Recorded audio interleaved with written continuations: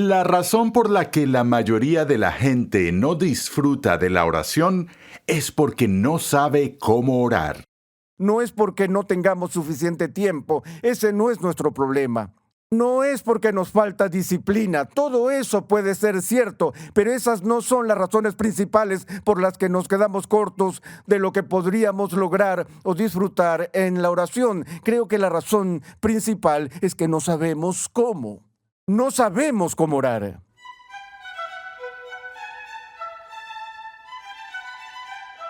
Como cristianos tenemos el privilegio y la responsabilidad de comunicarnos con el Creador y sustentador del universo.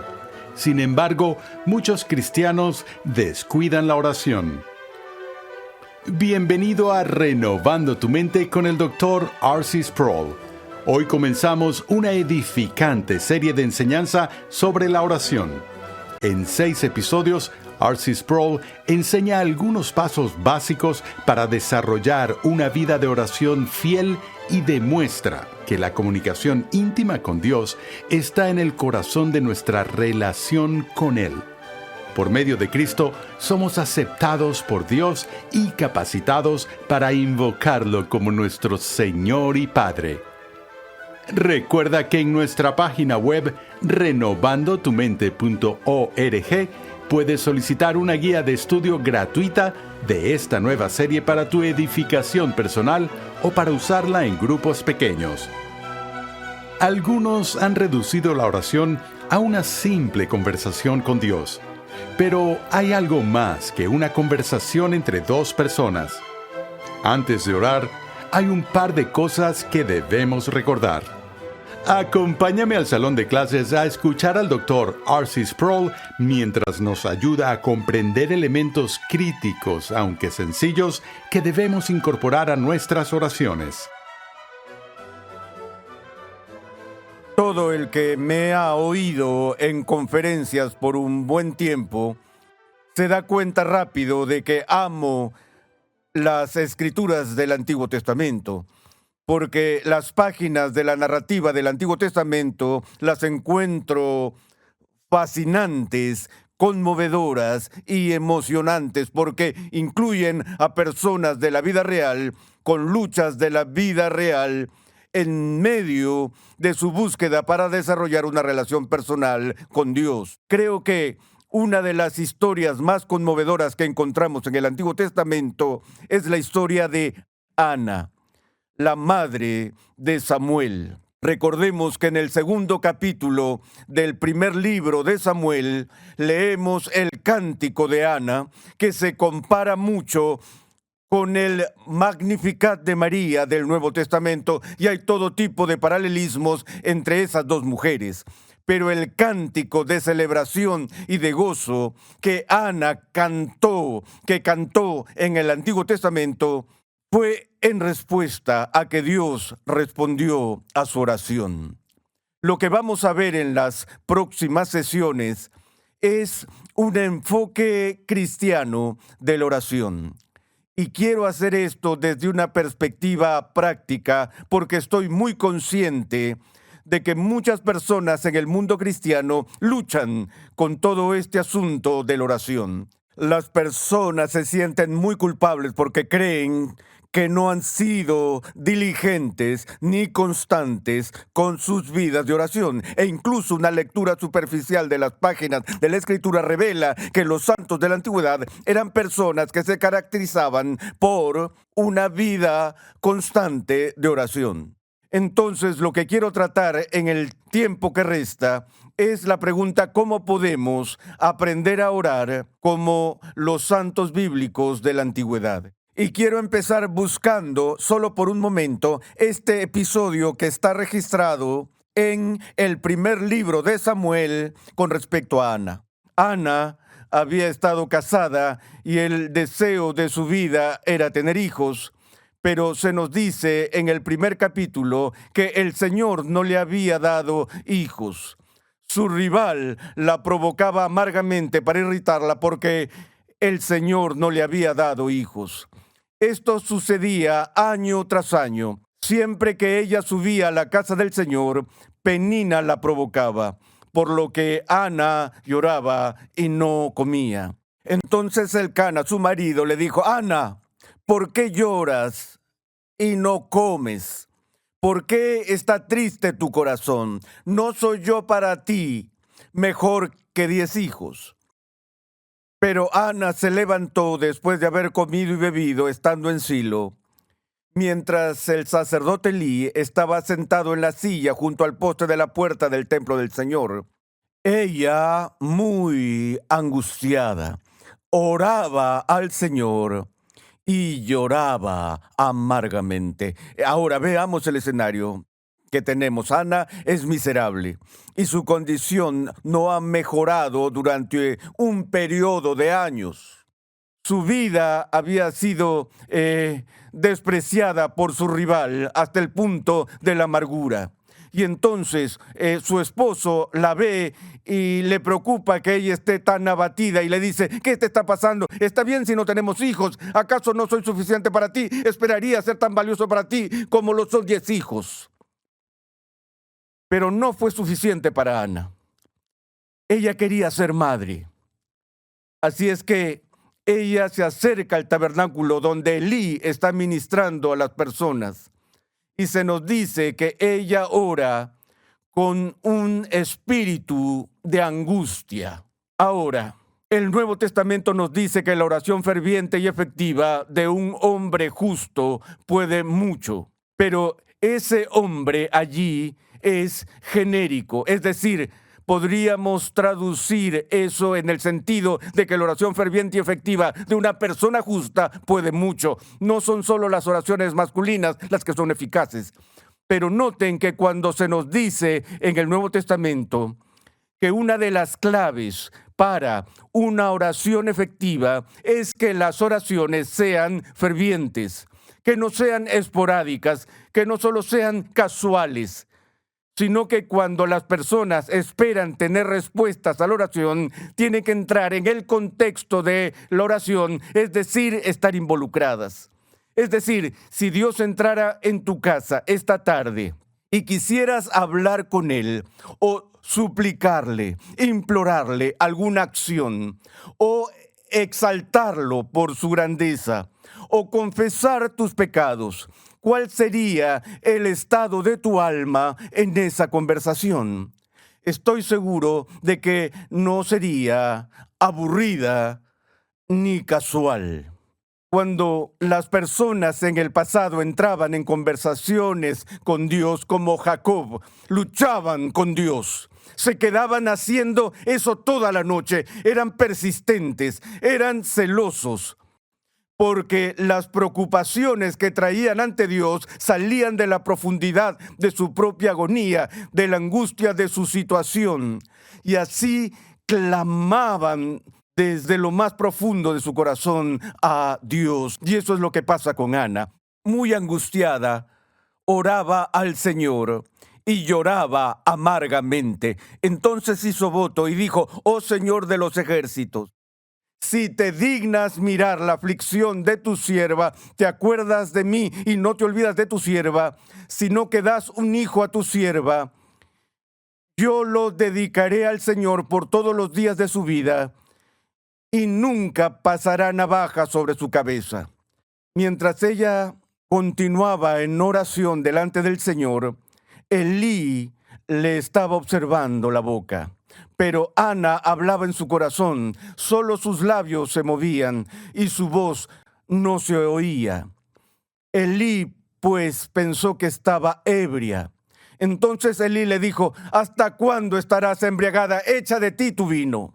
Pero Ana respondió: «No, Señor mío, soy una mujer angustiada en espíritu. No he bebido vino ni licor, sino que he derramado mi alma delante del Señor. No tenga a su sierva por mujer indigna. Hasta ahora he estado orando a causa de mi gran congoja y aflicción».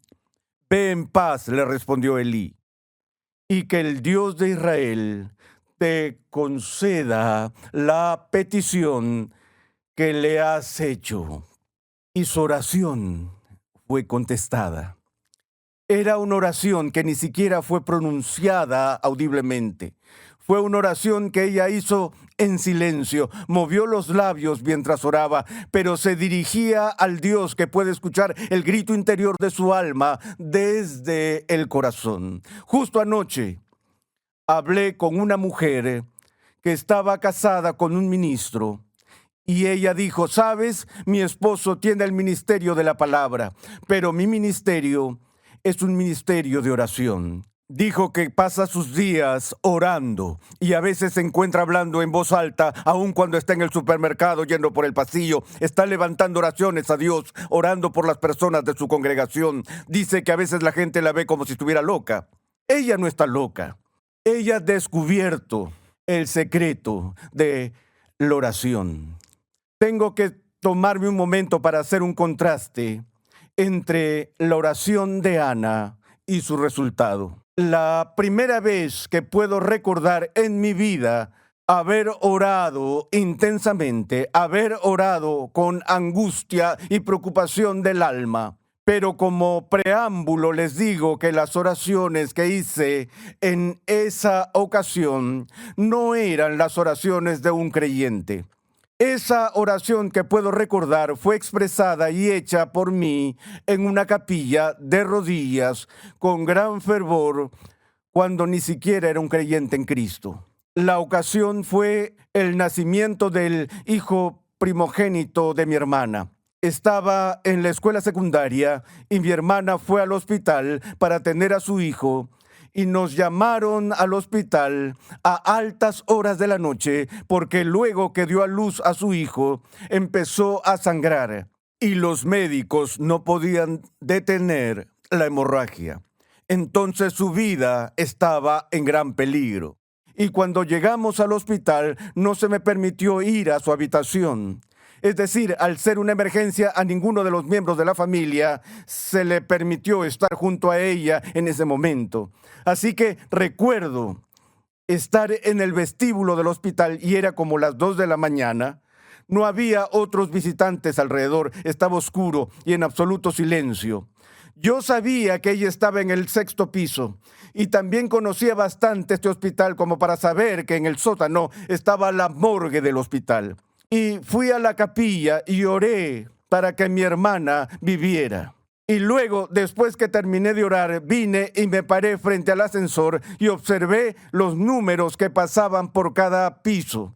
Y en un momento vi que las puertas del ascensor se abrían en el piso del vestíbulo y vi un cuerpo al que habían cubierto con una sábana y luego vi que las puertas se cerraron y el ascensor bajó a la morgue y mi corazón estaba aterrorizado.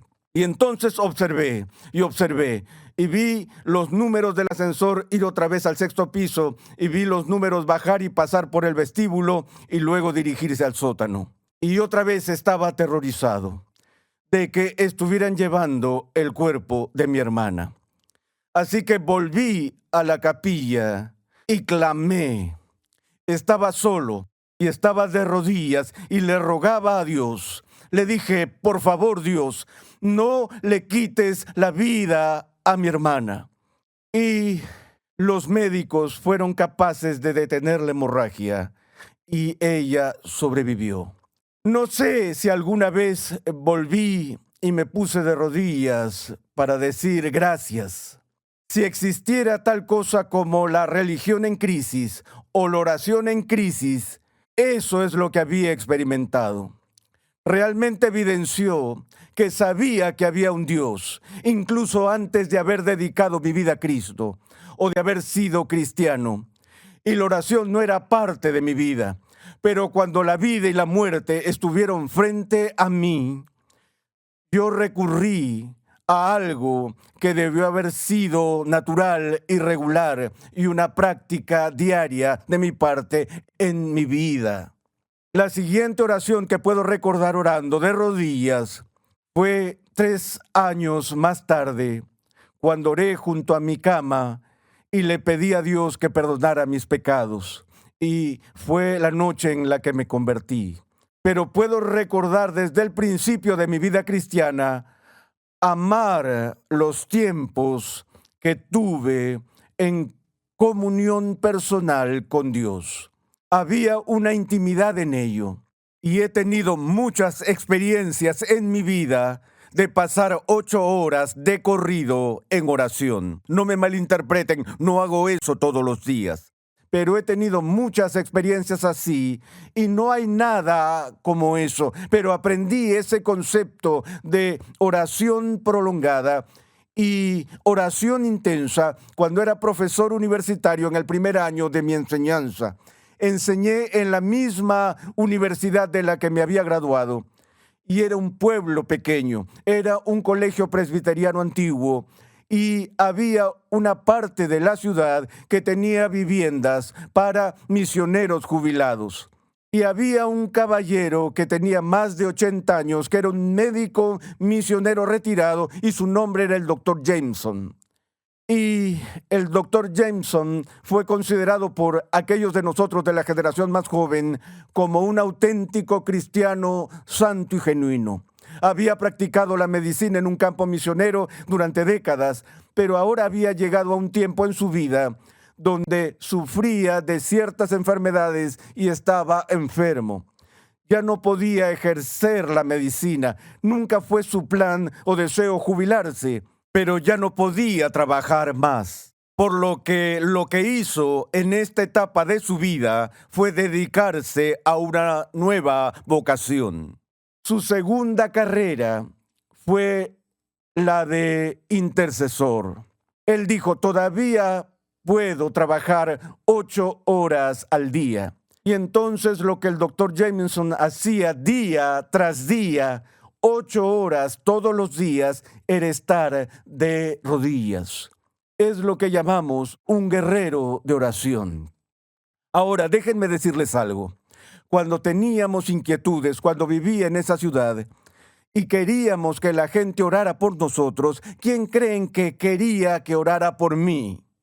Ya saben, iba directo a la casa del doctor Jameson y tocaba la puerta y le decía, doctor Jameson, ¿oraría por mí?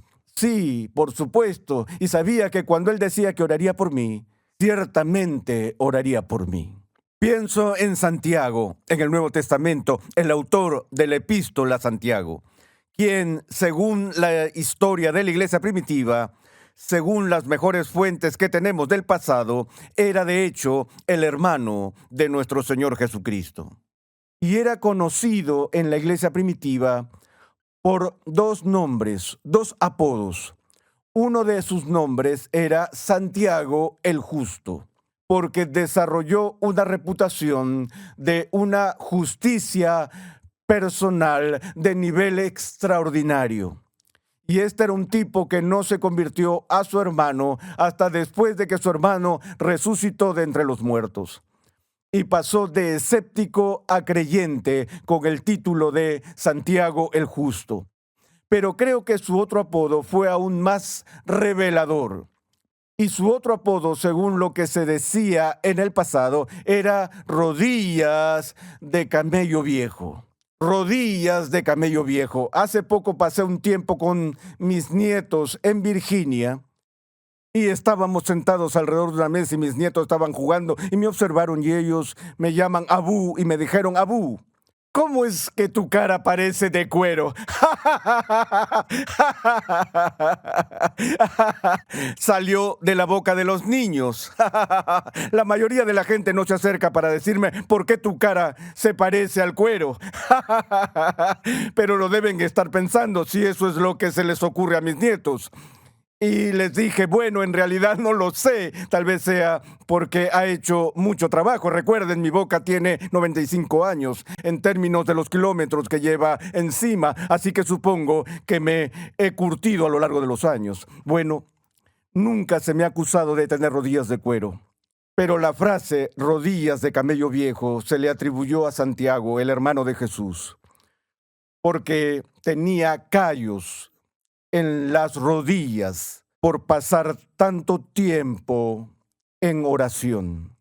Ahora, no todos son llamados al ministerio de la oración como el doctor Jameson, y no todos oran con la intensidad y persistencia de una Ana, pero cada uno de nosotros tiene la capacidad de crecer en nuestras vidas de oración.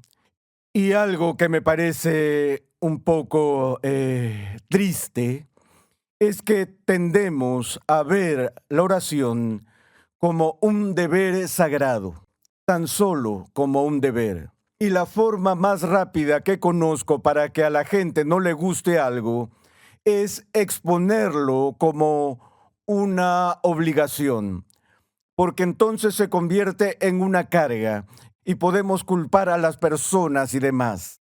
Pero en realidad, sí, la oración es un deber. No puedo negar que es un deber. Somos llamados y mandados por Cristo y los apóstoles a ser constantes en la oración. Tenemos ese mandato ante nosotros, pero ya sabemos que es nuestro deber, por lo que no voy a perder tiempo hablando de nuestra obligación de orar. Lo que quiero que veamos es la oportunidad que nos da.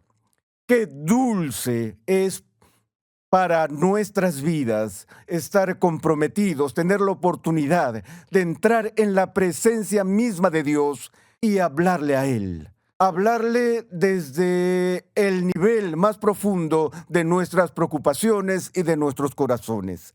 Y no debemos considerarnos fracasados solo porque no hemos tenido tanto éxito en lograr una vida de oración constante.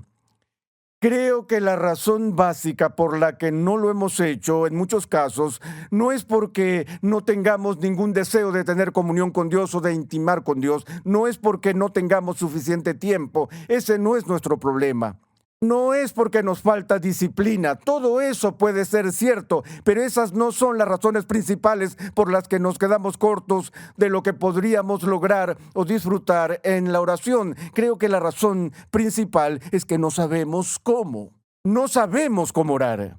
Y eso no me sorprende cuando leamos más adelante, cuando veamos el Padre Nuestro, que lo único adicional que los discípulos de Jesús le pidieron a su maestro como crédito extra, como tareas adicionales, quiero decir, no hay muchos estudiantes que se acerquen a sus maestros y digan, gracias por todo lo enseñado hasta ahora, pero ¿qué tal si me enseña un poco más? La única vez que los vemos ir a Jesús y pedir un curso de posgrado es, ¿cuál? Señor, enséñanos cómo orar. Estoy convencido de que la razón por la que preguntaron eso, dos razones por las que preguntaron eso, en primer lugar, porque no sabían cómo. Y en segundo lugar, porque vieron lo que Jesús sí sabía cómo. Lo observaron, lo vieron irse solo, sin hacer nunca una exhibición ostentosa de su piedad. Se dieron cuenta de que Jesús no era nada parecido a los fariseos, que exhibían su espiritualidad ante todos, orando en cada oportunidad como un despliegue de piedad. Porque estaban tratando de obtener la aprobación de los hombres. Jesús no lo hizo de esa manera. Se iba solo, en silencio, en intimidad. Él derramaba su alma al Padre. De hecho, antes de que Jesús seleccionara a sus discípulos, ¿recuerdan? Que nos dice la Biblia en el Evangelio de Lucas, pasó toda la noche orando antes de elegirlos. ¿Cuándo fue la última vez que pasaste una noche entera antes de tomar una decisión importante en tu vida? Bueno, no hacemos eso, pero los discípulos dijeron, oye, hay una correlación aquí entre el poder espiritual de Jesús y la forma en la que Él está conectado al Padre en oración.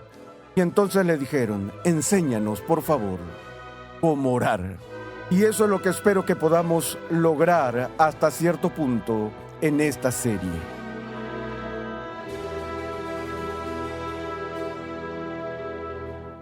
Los discípulos le preguntaron a Jesús sobre cómo orar porque lo observaban a menudo orando. Conexión Ligonier ya está disponible. Conexión Ligonier permite a cristianos en crecimiento estudiar en línea gracias a una amplia biblioteca de cursos interactivos en video impartidos por el fundador de Ministerios Ligonier, el Dr. R.C. Sproul, y otros destacados pastores, teólogos y expositores cristianos. Para más información visita conexionligonier.com. ¿Cuál debe ser la actitud de nuestros corazones y mentes cuando oramos al Señor? En el siguiente episodio de Renovando tu Mente, R.C. Sproul nos enseña que la oración debe comenzar con adoración a Dios. Escucha un avance de nuestro próximo programa.